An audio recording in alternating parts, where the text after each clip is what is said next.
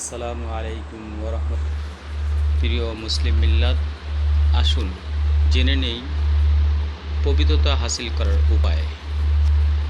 আসলে আমরা অনেকেই জানি না পবিত্র হাসিল করার উপায় কয়টি, মাধ্যম কয়টি। আসলে পবিত্রতা হাসিল করার উপায় বা মাধ্যম যে 2 নম্বরে গোসল, 1 নম্বরে উজু করা, 2 নম্বরে অজু 4টা ফরজ এবং 3 ফরজ, তায়াম্মুমেও 3 ফরজ। আসুন আমরা সকলেই তরিকাটা জেনে নিই। প্রথমত, অজুরটি ফরজের সমস্ত মুখমণ্ডল পূর্ণরূপে ধৌত করা 1 ফরজ। 2 নম্বরে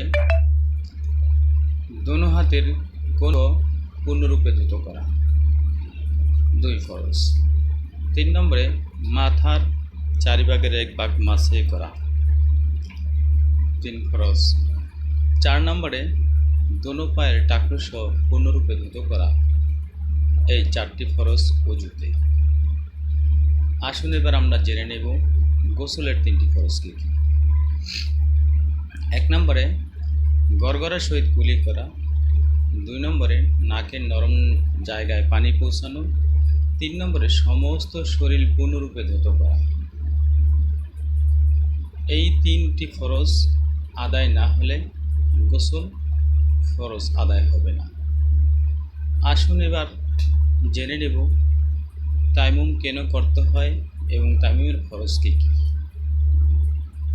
যদি কোনো ইবাদত বন্দেগী করার উদ্দেশ্যে কোনো ব্যক্তি বান্দা পবিত্রতা হাসিল করার জন্য পানি ব্যবস্থা না থাকে, অথবা কারণবশত তার রোগ ব্যাধির কারণে পানি থাকা সত্ত্বেও সে পানির দ্বারা ওযু গোসল করলে তার শরীরের অসুস্থতা বেড়ে যেতে পারে, সেই জন্য তায়াম্মুম করতে হয়।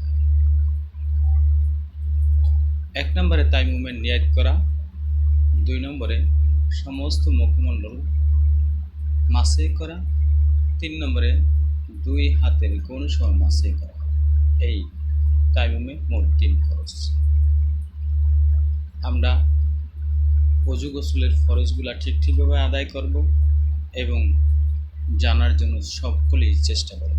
ইনশাআল্লাহ পরবর্তী যে কোনো ইসলামিক টিপসের জন্য সঙ্গেই থাকুন, সাথেই থাকুন এবং পোস্টটি শেয়ার করে ছড়িয়ে দিন সকলের শিক্ষার জন্য।